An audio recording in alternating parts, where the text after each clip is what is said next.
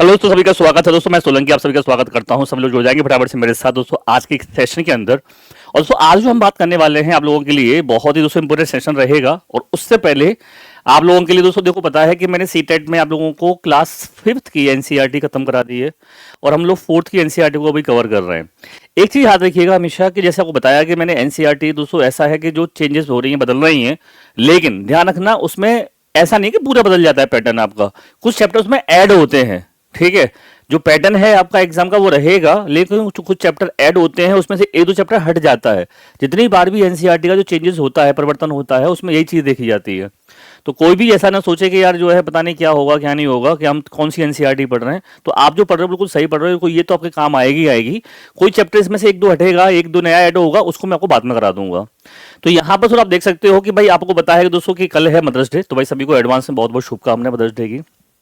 और सर आप लोगों के लिए इस सुपर मॉम्स डे पर आप लोगों के लिए एक भयंकर दोस्तों आप लोगों के लिए अच्छा जो ऑफर चल रहा था दोस्तों, उसमें देखोगे आप तो मात्र 479 रुपीज में आपको पेपर 1 मिल जाएगा, अगर जो बच्चे भी पेपर 1 की तैयारी कर रहे हैं। ठीक है, तो जो बच्चे ऐसे हैं जो पेपर 2 की तैयारी कर रहे हैं उनके लिए 599 मिल जाएगा ये बैच। ठीक है, और सर जो बच्चे ऐसे हैं जो आप सी टेट के अलावा मान लो यूपी टेट या बिहार टेट या दोस्तों एस टेट या जैसे अभी छत्तीसगढ़ का टेट आया है, एमपी टेट है, कोई भी टेट साथ में तैयार करना चाहते हो तो आपको वो पैकेज मिल जाएगा आपको 999 रुपए में। तो जो बच्चे भी ऐसे हैं जो सीरियस होकर तैयारी करना चाहते हैं दोस्तों, उन बच्चों के लिए बता रहा हूँ मेरी चीज। बाकी दोस्तों हमारी यूट्यूब पे क्लासेस चलती हैं फ्री ऑफ कॉस्ट, कोई चार्ज नहीं है। डिपेंड आपके ऊपर करता है कि किस तरीके से आप अपनी तैयारी करते हो, कैसे आप बैचेस को लेते हैं। या आप यूट्यूब से तैयारी कर सकते हो तो यूट्यूब से करिए। आपको लगता है सर हमें एप्लीकेशन पर आकर के कनेक्ट होकर के proper PDF, PYQ, practice question, notes सारे मिल जाएंगे और थ्योरी भी मिल जाएगी, तो आपको यहाँ मिल जाएगी। ठीक है, अब सर हम यहाँ बात करते हैं, सीधे अपने पॉइंट पर आते हैं। ये बेटा मेरा टेलीग्राम चैनल है, इसको ज्वाइन कर लेना अगर ज्वाइन नहीं कर रखा है तो। ठीक है, सोलंकी सर टेक्स्ट बुक के नाम से है, इसको स्कैन कर लेना तो आपको यहाँ पे पीडीएफ वगैरह मिल जाएंगी। अब सर यहाँ पे देखोगे अगर आप तो मैंने आप लोगों के लिए जो क्लास चल रही है हमारी उसमें दोस्तों हम आगे बढ़ते हैं। अगर तो मैंने 4th क्लास की एनसीईआरटी शुरू की थी आप लोगों के लिए, उसी को हम आगे बढ़ाते हैं। यहाँ पर ये देख सकते हो आप, ये है आपका दोस्तों सबसे पहला यहाँ पर चैप्टर बनता है। ठीक है, तो सर यहाँ पर मैंने आपको क्लास कराई थी और इसमें दोस्तों याद होगा मैंने आपको नंदू हाथी के बारे में बताया था। ठीक है, हाथी वाला चैप्टर हो गया था हमारा। और दोस्तों ये हमारा टॉपिक चल रहा था अमृता देवी वैष्णवी वाला दोस्तों, अमृता की कहानी, खेजड़ी वृक्ष के बारे में आपको मैंने स्टार्ट किया था।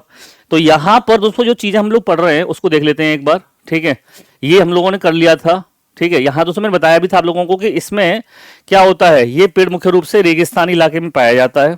ठीक है, it can grow without much water, यानी कि सर ये विदाउट मच वाटर के क्या कर सकता है, ग्रो कर सकता है। सभी को भाई हर हर महादेव, सभी को नमस्कार। सब लोग आ जाएंगे फटाफट, जुड़ जाएंगे मेरे साथ सेशन में। आप आज आप लोगों के लिए मेरे जो प्लान है दोस्तों वो यही रहा है कि एक तो आप लोगों के लिए जो 2 दिन आप लोगों के लिए हैं, यानी कि दोस्तों सैटरडे है आज, तो आप लोगों के लिए प्रॉपर तरीके से क्लासेस मिल जाएं जिसमें कोई दिक्कत ना आए। लेकिन साथ साथ दोस्तों जो ऑफर है उसका आप फायदा उठाना, वो आपके ऊपर डिपेंड करता है, किसी से कोई जो जबरदस्ती नहीं है। मैं देखता हूँ ये बच्चे कहते हैं आप कोर्स बेचने आ जाते हो। अरे भाई ये बताओ, पहले तो ये है बिना कोर्स को हम सेल करें, सर हम लोग सैलरी कैसे लेंगे, हमारा भी घर परिवार है। ठीक है, दूसरा दोस्तों आप लोगों को पता है कि ऐसा ही नहीं है सब चीज फ्री में आती है। ठीक है, आप देखोगे इक्विपमेंट है, बोर्ड है, लाइट है, कैमरा है, एसी का बिल है। ठीक है भाई, अभी 7,000 बिल आया है मेरा खुद का यहाँ पे, समझ लो आप। तो इसको आप लोग ना नेगेटिव पॉइंट मत लिया करो। हम सबको नहीं बोलते भाई, जिसको मन है वो लेता है, जिसको जरूरत होती है। ठीक है, जिसको नहीं लेना मत लो यार आप लोग। लेकिन कुछ बच्चे ऐसे होते हैं थोड़ा सा इसको ऐसे हाईलाइट कर देते हैं जैसे कि यार हम लोग, आप बताओ जरा 479 यानी कि 480 रुपये का प्राइस कुछ ज्यादा है क्या, जिसमें सारे सब्जेक्ट मिल रहे हैं आप लोगों को। कहीं भी दिखा दो मुझे इतना प्राइस में, आप लोग किसी भी जगह देखो कितने सारे कंप्यूटर हैं, आपको यहाँ सस्ता मिलेगा। तो आपके ऊपर डिपेंड करता है ये चीज। ठीक है, कि आप उसे कैसे देखते हो। यहाँ पर थोड़ा हम बात करते हैं अपने पॉइंट पर। तो ये दोस्तों ध्यान रखिएगा, इसकी जो छाल होती है उसका प्रयोग जो होता है अगर देखेंगे आप तो औषधि बनाने के लिए भी किया जाता है। तो ये पॉइंट भी दोस्तों आप लोगों के लिए क्या है, एक इंपॉर्टेंट बन जाता है, याद रखिएगा। ठीक है, दूसरा सर आपको देखोगे तो इसकी जो लकड़ी होती है, बताया था मैंने आपको कि इस लकड़ी को कीड़ा नहीं लगता। ठीक है, और जो इस क्षेत्र के जो एनिमल्स होते हैं वो पत्तियों को खा लेते हैं। तो ये सवाल भी आपका यहाँ पर इंपोर्टेंट बन जाता है। सवाल आंसर इसमें कैसे आता है, खेजड़ी वृक्ष के बारे में सही कथन को चुनिए आप। पहला point, this tree is mainly found in desert area, यह वृक्ष जो है मुख्यतः कहाँ, रेगिस्तानी इलाके में पाया जाता है। तो ये बात बिल्कुल सही है। इसे अधिक जल की आवश्यकता नहीं होती है, ये पॉइंट भी सही है। ये छायादार वृक्ष होता है जिसकी छाया में वृक्ष खिलना पसंद करते हैं, ये भी सही है। ये अपने तने में जल को स्टोर रखता है, पानी को स्टोर रखता है, लोग जो है यहाँ पर पाइप डाल करके पानी पी सकते हैं। तो सर ये पॉइंट आपका इसमें सही नहीं है, ध्यान रखिएगा।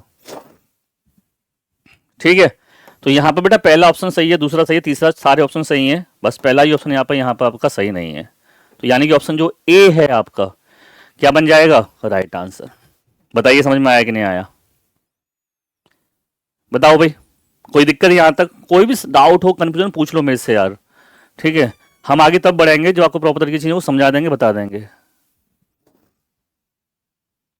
ठीक है, आगे बढ़ते हैं नेक्स्ट पॉइंट की तरफ। सर आता है अब यहाँ पर एक पॉइंट, अनिता की मधुमक्खियां। दोस्तों ये चैप्टर आपका इतना इंपॉर्टेंट है कि इसको लेकर के आपका हर बार सवाल बनता है पेपर में, अगर देखोगे आप तो। ठीक है, हर बार पेपर में क्वेश्चन आता है, पूछा जाता है आपसे। तो दोस्तों अमृता की अगर हम बात करते हैं तो भाई बोचाहा गांव बिहार के मुजफ्फरपुर जिले में है, और अनिता कुशवाहा दोस्तों यहाँ की क्या है, गर्ल स्टार है। ठीक है, गर्ल स्टार एक ऐसी प्रोजेक्ट दोस्तों है जो आम लड़कियों की असाधारण दास्तां को बताता है, और जिन्होंने स्कूल जाकर के अपना जीवन बदल लिया, और लड़कियों को भी इंस्पायर करता है कि वो भी चाहे तो अपना जीवन बदल सकती हैं, इंस्पायर कर सकती हैं अपने आप को। तो सर ये सवाल आपका यहाँ पर एक पॉइंट बनता है। यहां से देखो स्कूल जाना एक सपना था। अब देखिए जरा आप लोग, कुछ बच्चों का स्कूल जाना एक सपना होता है और कुछ बच्चों का सपना कुछ और ही होता है ना। तो भाई आप देख सकते हो कितना डिफरेंस है यहाँ पर उन बच्चों में। जो बच्चे स्कूल जाना चाहते हैं उनके लिए वही एक ड्रीम है। आप लोग अपने जो ड्रीम होते हैं स्कूल जाने के बाद वो तो सोचते ही नहीं है। ठीक है, तो देखो यार, एक दिन मैंने स्कूल के अंदर झांक कर देख ही लिया। ये क्या करती थी, जो बच्चे पढ़ते थे उनको स्कूल के बाहर से झांक करके देखती थी। बच्चों को देख करके मैं अपने आप को रोक ही नहीं पाई और बच्चों की कतार में पीछे जाकर के चुपचाप बैठ गई। मुझे बहुत अच्छा लगा। घर जाते ही मैंने हिम्मत करके माँ पिताजी को स्कूल के बारे में बताया। उन्होंने मुझे स्कूल जाने के लिए बिल्कुल मना कर दिया। उस दिन मैं बहुत रोई। मेरे गांव की एक टीचर ने माँ पिताजी को समझाया कि पढ़ाई करना कितना जरूरी है। उन्होंने बताया कि 8वीं कक्षा तक पढ़ाई पर कोई खर्च नहीं होता है। ठीक है, पढ़ना तो सब बच्चों का अधिकार है। मुझे पता नहीं कैसे, पर माँ पिताजी मान गए और मैंने स्कूल जाना शुरू कर दिया।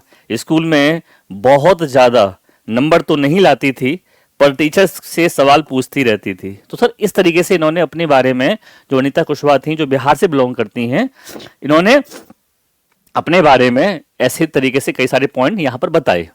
ठीक है, अब सर इसके बाद बात आती है कि स्कूल से मधुमक्खी पालन तक जो कहाना, दोस्त जो पूरी स्टोरी है इसके अंदर, वो किस पर है, आपके एपीकल्चर पे है। मधुमक्खी पालन को क्या कहा जाता है, ये सवाल भी आपसे पूछा जाता है। ठीक है, तो ध्यान रखिएगा, एपीकल्चर कहते हैं। ठीक है, तो भैया हमारे इलाके में बहुत सारे लीची के पेड़ हैं। ठीक है, लीची के फूल मधुमक्खियों को लुभाते हैं, इसलिए यहां लोग मधुमक्खियों का पाल करके शहद बनाने का काम करते हैं। मैंने सोचा क्यों ना मैं भी यह काम कर लूं। ठीक है, तब मैंने गांव में मधुमक्खी पालने के लिए एक सरकारी कोर्स में भाग लिया। कोर्स में भाग लेने वालों में से मैं अकेली लड़की थी। ट्रेनिंग में मुझे पता चला कि अक्टूबर से दिसंबर के महीने में, ये देखिए, अक्टूबर से दिसंबर के महीने में, ठीक है, मधुमक्खियों के अंडे देने का समय होता है और मधुमक्खी पालन शुरू करने का सबसे अच्छा समय होता है। ये सवाल पता नहीं कितनी बार आया है पेपर में आपके में,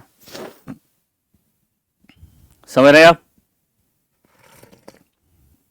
ये क्वेश्चन यानी कितनी बार आया है। उसके बाद सर आती है, अनिता जी कहती हैं कि मैंने मधुमक्खी पालने का कोर्स कर लिया, लेकिन अपना काम शुरू करने के लिए मेरे पास रुपए नहीं थे। मैंने कुछ समय तक इंतजार किया, बच्चों को पढ़ा करके मैंने 5,000 रुपए बचाए। सोचो उस समय भाई साहब 5,000 बचाए, और इन रुपयों में से मैंने मधुमक्खी पालने के 2 बक्से खरीदे। इन बक्से की कीमत 2,000 थी। बाकी बचे रुपयों से मैंने मीठा घोल बनाने के लिए चीनी, छत्ते को साफ करने के लिए दवाइयां खरीदी।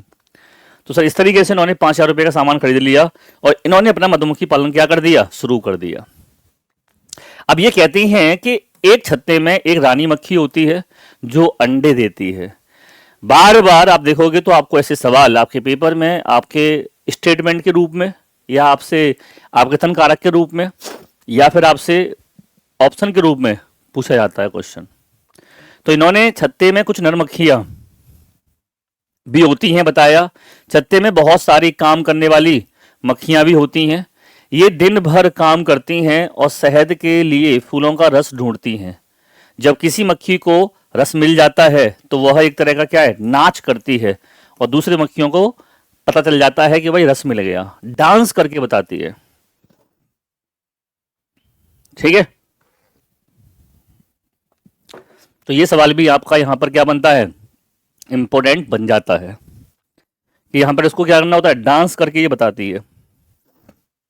तो देखो ये चीजें आपको यहां मैंने एवरी, जो आपकी मधुमक्खी होती है, हनी, आपका हनी बी है, ठीक है, वो क्या करती है, एक क्वीन होती है, रानी होती है, ठीक है, जो अंडे देती है। There are only few males in the hive, छत्ते में कुछ ही मधुमक्खियां होती हैं नर वाली, और उससे उनकी कोई विशेष भूमिका नहीं होती है। ये सवाल कई बार पूछा गया है। ठीक है, तो यही सब चीजें आपको मैंने यहां पर प्रॉपर तरीके से थोड़ा हिंदी इंग्लिश में दोनों कंटेंट में दिखा दी हैं, जो आपकी एनसीईआरटी में दे रखी है। अब ऐसा नहीं होगा, सब ध्यान रखना कि एनसीईआरटी से ही चैप्टर हट जाएगा, समझ रहे हो आप लोग। केवल क्या होता है, कुछ चैप्टर आपके ऐड हो जाते हैं और कुछ एक दो चैप्टर हट जाता है, बस इतना परिवर्तन होता है। पूरी पढ़ाई कभी चेंज नहीं होती, ध्यान रखना, तो कंफ्यूज मत होना इस चीज़ को लेकर के। लेकिन हाँ, इस बार पेपर में डिले होने का एक कारण ये बन सकता है, ये मेरा अपना पर्सनल ओपिनियन है। ठीक है भाई, ये सवाल हो गया पूरा आपका जो मैंने लिख रखा था। अब सर यहाँ पे आता है मधुमक्खियों की तरह, मधुमक्खियों की तरह सर आपका चींटियां भी क्या करती हैं, चींटियां भी मिलजुल कर रहती हैं। सभी चींटियों का काम बंटा होता है। रानी चींटियां अंडे देती हैं, सिपाही चींटी बिल का ध्यान रखती हैं, और काम करने वाली चींटियां जो है भोजन को ढूंढ करके बिल तक लाती हैं। दीमक और ततैये भी इसी तरह समूह में रहते हैं। तो यानी सर यहाँ पे ये चीज समझ में आती है कि आपका ये सारे क्या है, एक सामाजिक कीट हैं, समूह में रहने वाले कीट हैं। केवल एक मकड़ी को छोड़ करके, मकड़ी जो होती है वो समूह में नहीं रहती है, वो क्या रहती है, समूह से अलग रहती है, ग्रुप से अलग रहती है। तो सर इस पे सवाल आपका बनता है इंपोर्टेंट, ये पॉइंट आप समझ सकते हो। ठीक है भाई, क्लियर पॉइंट यहां तक। तो भाई ये पॉइंट यहां पे आपका बन जाता है इस तरीके से। अब सर सवाल कैसे आएगा इसमें, क्वेश्चन दे रखा है कि मधुमक्खियों की छत्तों के बारे में नीचे दिए गए कथनों पर विचार कीजिए। बताइए सर आप आंसर। कोई भी पॉइंट समझ में नहीं आ रहा हो तो पूछ लेना, मेरे से ध्यान रखिएगा।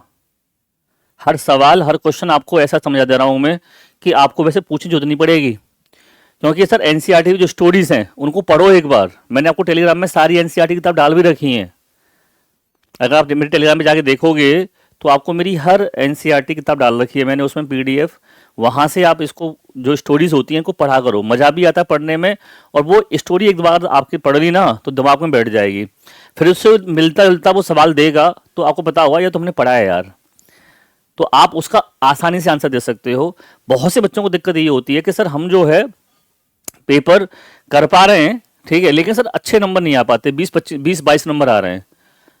अब 30 नंबर कैसे आए, तो सर बिना पढ़े, खुद से पढ़े नहीं आएंगे, ध्यान रखना, ये समझ लो बात को।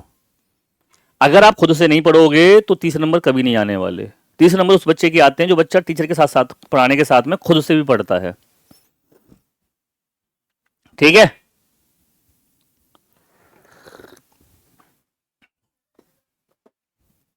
चलिए, तो सर यहाँ पे जो आंसर आ रहा है आप लोगों का देख लेते हैं एक बार। मधुमक्खियां शहर के छत्तों में रहती हैं। हर छत्ते में एक रानी मक्खी होती है जो अंडे देती है, पहला पॉइंट सही है। छत्ते में जो नरमक्खी भी होते हैं जो छत्ते के लिए श्रमिक के रूप में काम करते हैं, बिल्कुल सही नहीं है।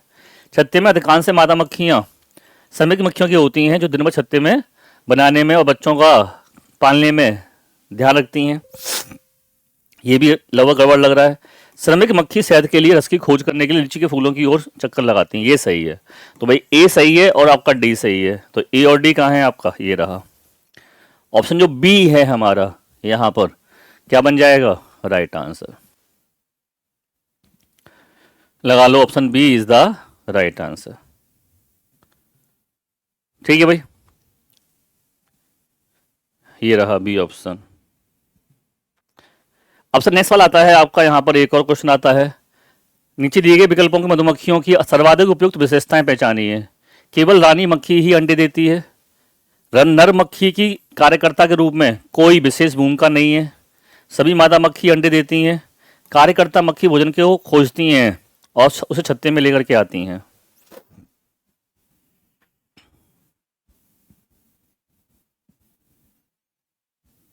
बताइए।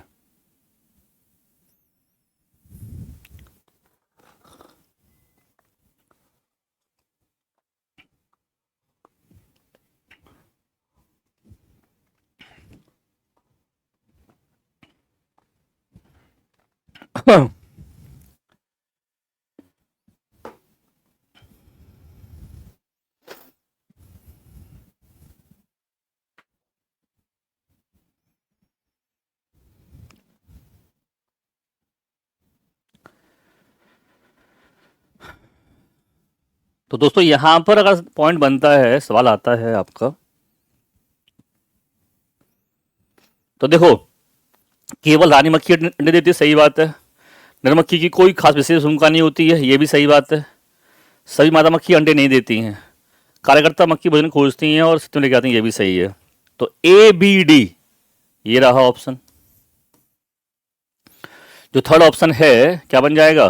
राइट बन जाएगा, ए बी डी। लगा लो ऑप्शन फटाफट से। जो ए बी डी है आपका क्या बन जाएगा? राइट आंसर बन जाएगा। तो सर ऐसे सवाल आपके पेपर में, आपके एग्जाम में बनते हैं और बने हैं। ये सारे मैंने सारे PYQ कराए दोस्तों आप लोगों को। तो third is the right answer. अब सर यहां बात आती है RTE। जैसे तो सर आपने अभी जो अनीता के पिताजी नहीं मान रहे थे या किसी को बच्चों को नहीं पता है पढ़ने का, तो दोस्तों RTE एक्ट 2009 ये कहता है कि हर बच्चे को पढ़ने का अधिकार है। अगर सर बच्चा पढ़ना चाहता है तो उसको फ्री ऑफ कॉस्ट क्लास में पढ़ाया जाता है, कोई चार्ज नहीं होता। तो कक्षा सर ये 6 से लेकर 14 तक साल के बच्चों के सभी को मुफ्त और अनिवार्य शिक्षा का अधिकार देता है। अगर आप 6 से लेकर के 14 साल तक हैं, समझ रहे हैं आप, 14 साल तक आपको पढ़ने का अधिकार है। ये आपका अधिकार है कि आपको कोई पढ़ने से वंचित नहीं कर सकता। अगर आप गरीब परिवार से, फैमिली से बिलोंग करते हैं, आर्थिक स्थिति सही नहीं है, तो आप जो है किसी भी सरकारी स्कूल में पढ़ सकते हैं। और सर प्राइवेट स्कूल के अंदर भी देखोगे तो उसमें अंदर भी आपका 25% रिजर्व रहता है सीट उन बच्चों के लिए शहरों में जो होते हैं। धीरे धीरे मैंने गांव वालों को समझाना शुरू किया कि सभी लड़कियों को स्कूल भेजें। घर में माता पिताजी ने मेरी मदद करनी शुरू कर दी। घर का सारा काम मेरी माँ ही कर लेती थी। मुझे पढ़ने के लिए काफ़ी समय मिल जाता था। तो सर जब इन्होंने ये एक्ट यहाँ बनाया और सर ये एक्ट पता चला, तो सर इस एक्ट से जुड़ी हुई कई सारे सवाल आपके यहाँ एग्जाम में बन जाते हैं। जैसे फॉर एग्जाम्पल कि भाई शिक्षा का अधिकार अधिनियम बच्चों के किस आयु वर्ग के लिए एक मौलिक अधिकार है? 5 से 15, 6 से 12, 6 से 14 या 6 से 16? तो सर ऐसे कई सारे सवाल आपके यहाँ पे इंपोर्टेंट बन जाते हैं। तो यहाँ पर लगा लो आंसर, ऑप्शन जो थर्ड है क्या बन जाएगा आपका? राइट आंसर बन जाएगा। ऑप्शन जो 6 से 14 वर्ष तक की आयु बच्चे जो हैं उनको अधिकार है पढ़ने का, मौलिक अधिकार। तो शिक्षा का अधिकार अधिनियम, जिसे आमतौर पर RTE अधिनियम 2009 के रूप में जाना जाता है, वो उद्देश्य क्या है? भारतीय संविधान के अनुच्छेद 21A के तहत भारत में 6 से 14 वर्ष तक की आयु के सभी बच्चों को अनिवार्य शिक्षा का प्रदान करना है।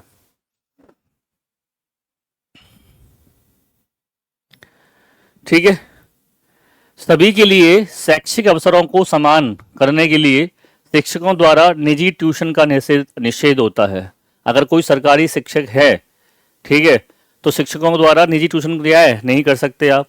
निजी स्कूलों में आर्थिक रूप से कमजोर वर्ग के बच्चों के लिए 25%, ध्यान रखना दोस्तों, क्या है? सीटों का आरक्षण होता है।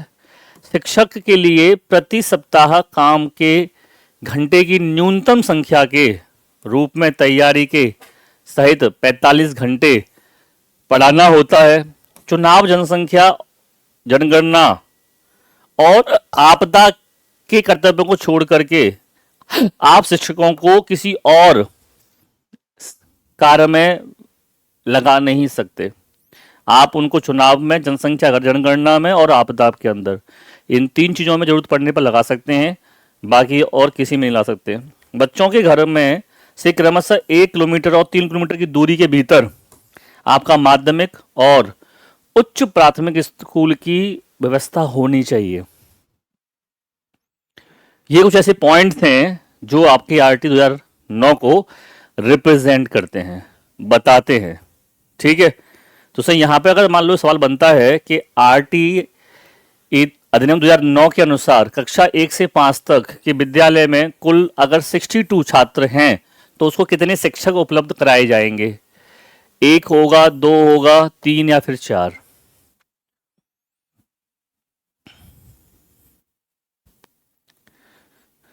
ठीक है, तो सर ये आपका जो रहेगा होमवर्क रहेगा, क्वेश्चन ध्यान रखिएगा, इसका मुझे आप आंसर दीजिएगा।